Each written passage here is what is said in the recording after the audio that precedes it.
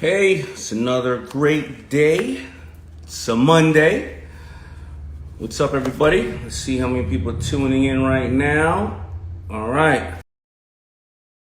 Stats or things that are motivating me for the week. I'm going to make this one really short today because, first of all, it's Monday, but I know everybody wants to get to work. And also, I have my challenge coming up, and you can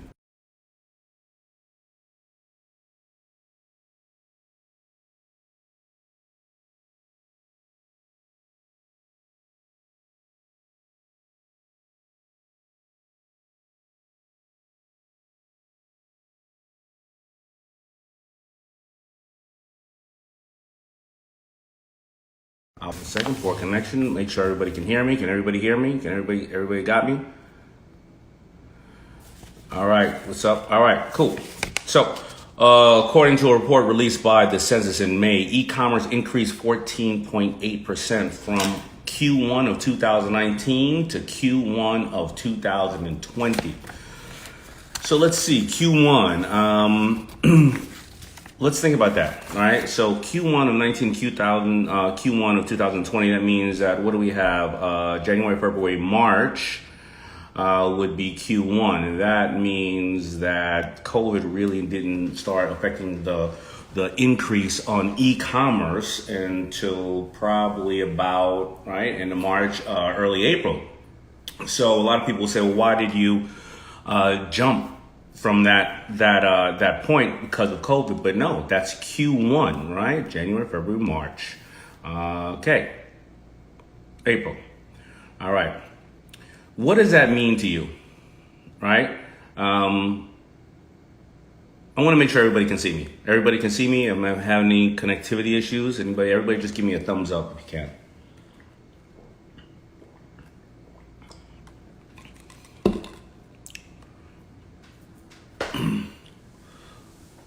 All right, you got me, right?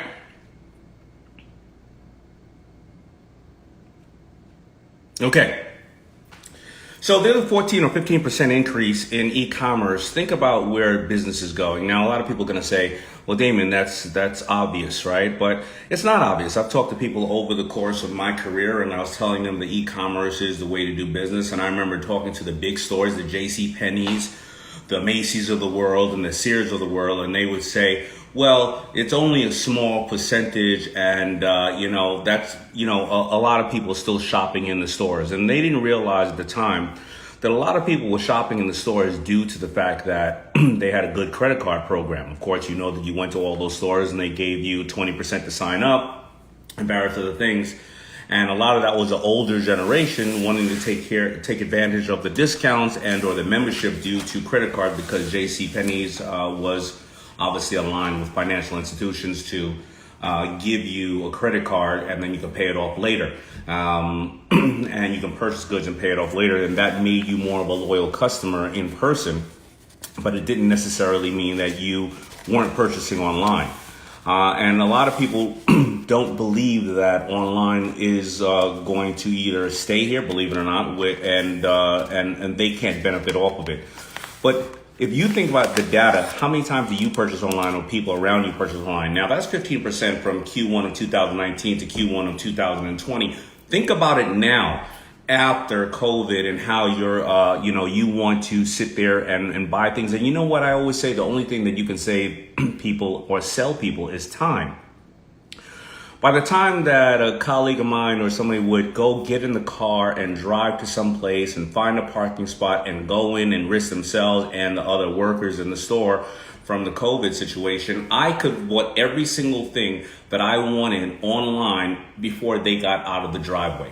All right. Also, your customer, who is your customer? I know a lot of retailers right now, meaning people who are in high touch businesses such as restaurants and spas and things of that nature, who they had a lot of people that were walking by and foot traffic, but now their customers down the block and they can't get a hold of their customer because they don't know who their customer is and how to get a hold of them, because they never knew their data, because they never found a way to incentivize them to not only shop in the store, but to also go online. So these are the things that you need to just keep understanding. And I know that this is falling on some deaf ears, but I know that a lot of people are like, duh, Daymond, We're not stupid. We get it. We know what you're talking about, of course. But believe it or not, there are a lot of people that are not concentrating on that. And what they're doing is they're sitting there floundering, or when they're opening up a business, they are not thinking about those aspects of it. When some people on the flip side are only opening up their businesses online, and they're finding ways to really improve their business. Because the best aspect of having an online store is you get to know who your customer is. You get to know where they are, where they live, what's their age, what's their buying habits. Also, I remember a study that showed that when there was makeup counters and they decided to put an iPad on the makeup counter along with the assistant and against somebody who did not have an iPad on the makeup counter. And when people would go to the makeup counter and talk to a makeup artist, they found that when there was an iPad there, that their sales would increase twofold. Why? Well, because when they were talking to the person who was giving them the information, or maybe, putting on their makeup, and let's say for whatever reason that salesperson suggested something else. Well, human nature is, oh, you're trying to sell me something. Or, you know what? I don't like the way you look. Or, you know what? You remind me of somebody that I didn't like. You ignored me when I first came to the counter. You're too pushy.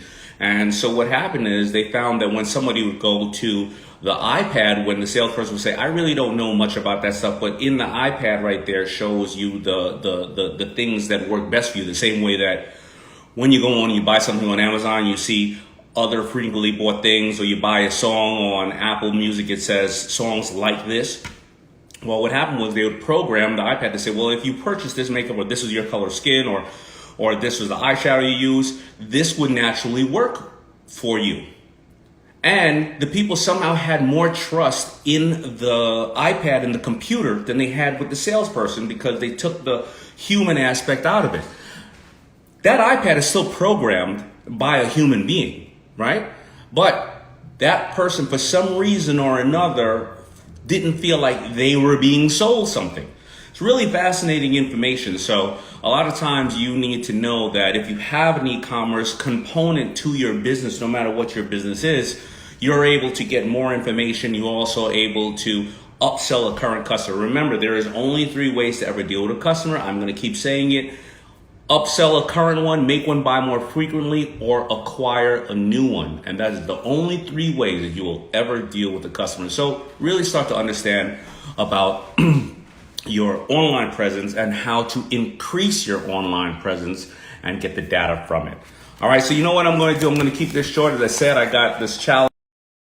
If you're not doing that online and you know somebody else who is or isn't doing it, give that information to them, make them a little bit stronger this week.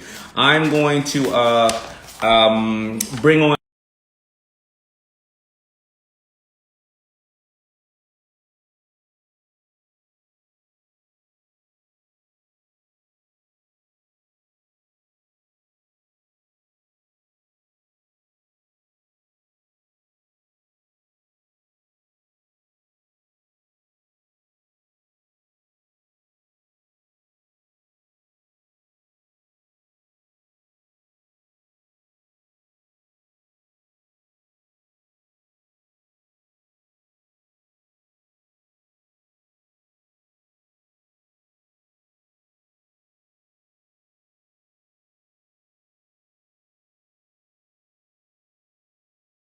Am I back now?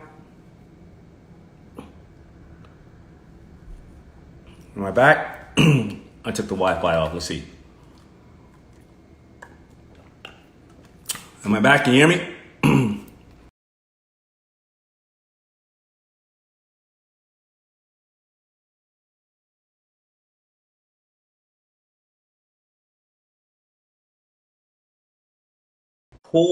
I think it's Kapoor underscore SAAB 1909.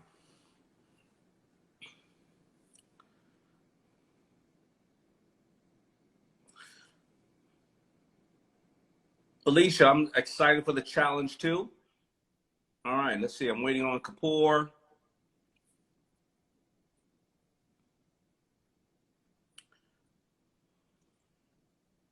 Ooh, I hate these odd moments. We're just sitting here looking. All right, timeless. You know what? I can't. Report's not coming on. Let's see. I think I saw somebody else called Timeless World was on there. I mean, Karma by somebody is. Let's see. I'm trying somebody else now.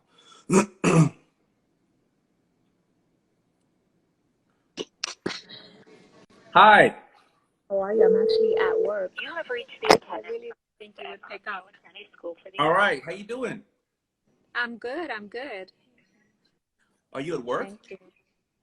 I am. I work at a high school, believe it or not, in Florida, but I'm originally from New York. I'm a fashion designer. You actually took me up on a quick meeting because I kept harassing you when you were with Fubu. Uh-huh. And so I've always been a fan because you were modest enough to give me some really encouraging words when I was so young. Oh, So, very good. Well, thank you yeah. so much. And how many years ago was that? Oh my, that was 20 years ago. 20 years ago. All right. Well, I was in cool. my 20s. I'm Uh, 45. Yeah. Oh, well, you're Wow. almost 45. Congratulations on that. So, what are you doing at the school right now, and how are you prepping for the, what's going on out there? Because I'm sure a Oh, lot of it's people watching crazy. has kids. Yeah. Crazy. Right now, we're just getting numbers on parents and their choices coming back to school versus digital learning. So that's what we're doing now. And that's what I kind of run the front office here, and work with the youth. I love working with the youth, but my passion and my background has always been fashion. So I do have my own company that that I established 3 years ago. Really kind of just, this is it. This is what I'm going to do. The clock is ticking. And in between teaching a little bit of the youth and doing that aspect of it, I'm just trying to grow my business. So trying to stay in tune and, obviously with all your knowledge, see what you have to offer and Okay, keep it so moving. why don't you ask me a question about that, and then I'm going to ask you some questions about obviously the education and and what you're seeing out there for all our parents who are watching right now, because I'm a parent as well, about Yes. about the COVID. So let me know what's going on with you. What question do you have? Oh my God, I have so many. You caught me off guard. Right now, I'm actually trying to the sourcing aspect of it. I do it all from point A to point B when it comes to construction and everything. And so I'm just trying to really um, hone down on production so that, I'm being more of the creative mind and then have other individuals do for me. So I'm kind of gearing towards um, the West Coast, maybe New York. I lost all contacts when it comes to that because I've been down here in Florida for the past 15 years. So it's just crazy. I'm kind of like at a standstill at this point. I have plans for the rest of the year just to kind of keep it moving um, with New York and traveling. But with COVID hitting, Right. So I'm what is the question about the fact about production or sourcing? um, any suggestions on where to start or who to look into, or do you have any that you uh, would recommend? So it all depends on what type of garments are you talking about? So it's a variety, but ready to wear. Um, but really, I kind of do anything from a little bit of a streetwear with a little class to it. So red carpet also. So I So like you're to know talking you're talking more individual pieces, correct? Or minimal. small lots, Correct. small lots. Correct. It's very hard to get that. I mean, obviously, you're going to have to pay a premium on that type of production, right? So, California is really good, Texas is really good, but actually Florida is really good as well. I mean, it has a huge Caribbean community Miami. of people who obviously understand how a lot of them have been tailors and know how to sew. But I think right now the advantage you can have is there's a lot of cottage industries. There's a lot of one individual moms and pops who are just home right now. And if I was you, I'd probably go on some of those, some sites where you can find people to do them at home. If you're making 12 or less, or, maybe even 20 pieces.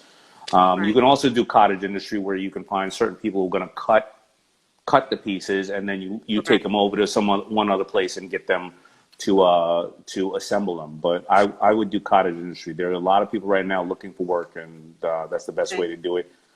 And then once you get to understand your pieces, because it sounds like you're a little all over the place, which is fine, because right now you're trying to get your groove, and you say, hey, I'm doing more runway pieces and I'm getting better known for that, or I'm doing more of this.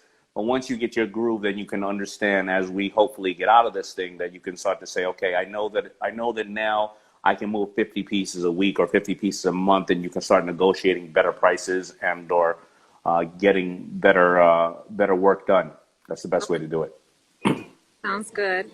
Awesome. All right. What So question do you have for me as a I parent? have, so when you're looking at the school enrollment, and I know every parent is calling you, everybody's trying to find out what's the percentage of people that are going to be physically sending their kids to school against trying to do virtual learning? So right now, that's actually what we're working on last week and this week as well. And to my surprise, I'm getting a little over 50% face-to-face, which I expected the opposite. I've been personally getting a lot of the calls choosing the digital learning from home.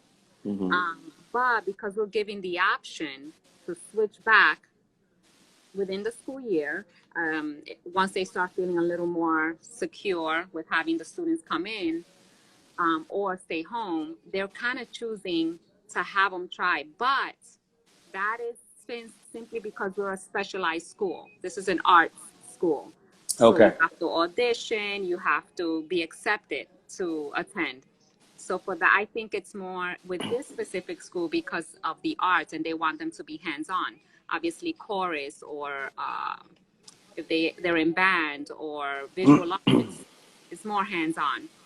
So I think with our school is a little unique in that way.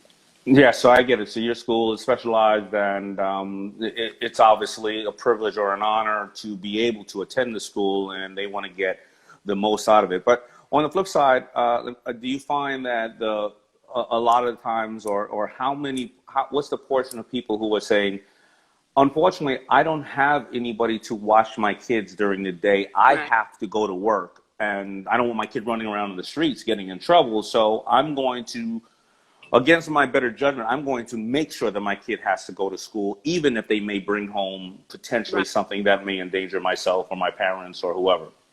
I think unfortunately there are too many cases like that where they're not 100% sure or feeling that security, but they're feeling like they don't really have an option because they need to go to work, you know? Are you giving teachers, or teachers having the option to say, I have underlying issues, or I'm very concerned about things, and I love my kids, but maybe I just need to do the virtual stuff instead. I can't come in. I just don't want to come in. Oh, yeah. How are you dealing with that? So we are having meetings with them, virtual meetings at this time, because I don't know that I don't recall New York or upstate being that way, but we open all year round in the office. So we're communicating with them through virtually through meetings that way, and just kind of getting a consensus, but nothing's really set in stone. The first thing was to get these numbers and this percentage to see what is going to be the student body. Once we get that down, then we can implement certain plans and see how we're going to move forward. So definitely giving the teachers that opportunity to really say. A lot of the teachers are retiring. There's a lot going on. So it's just kind of like a little bit of a matter of time, playing it by ear.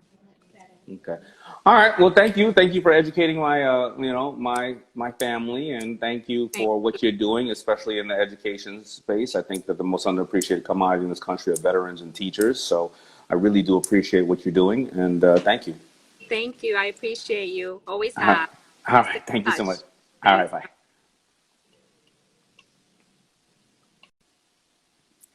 Bye. All right. There you go. Hopefully we can learn from that, and hopefully everybody is going to have themselves a beautiful week. I'm going to make sure that I see everybody on the challenge coming up in only a half an hour, And what is the site that I want everybody to go to? If you want to, sign up for it, go to launchgrowscale.com. I think it's even on my Instagram. It's in my description or whatever the case is. And so remember, here's my challenge of the week for you before we even get to the other challenges. Just really try to understand more and more and more about your online, representation. Of course, listen, you can see or speak to me on any platform from Shark Tank to Facebook to here. But I still even have a store myself, because a lot of times I realize that right now, or everybody right now following me and talking to me right now, I can't capture your name or capture any information on you.